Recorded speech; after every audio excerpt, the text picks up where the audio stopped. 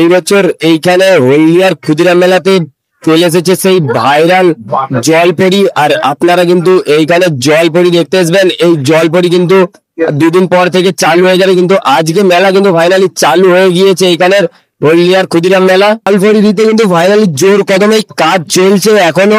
আর এই পাশে কিন্তু সবাই কাজ করছে জোর কদমে। জলপরির টিম এই বছর ফার্স্ট এইখানে এসেছে।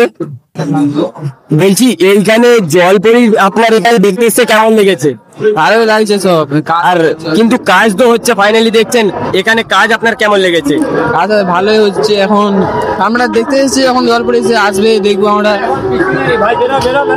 বলছি তারপর কদিন পর এখানে জলপরি দেখতে পাবো? এখন 2-3 দিন পরে। চলো 2-3 দিন পরে। হ্যাঁ। এবং চারিপাশে দিয়ে কিন্তু জলপরির এই লোগো লাগানো রয়েছে। আর আপনারা আসবেন এইখানে। এবছর মেলাতে কিন্তু ফার্স্ট চালু হয়েছে জলপরি, এবং এইখানে কিন্তু 2 দিন পর থেকে কিন্তু জলপরি দেখা যাবে। আর এইখানে কিন্তু অ্যাকোরিয়ামের মতো করা রয়েছে, জলপরি এই অ্যাকোরিয়ামের মধ্যেতেই রাখা থাকবে।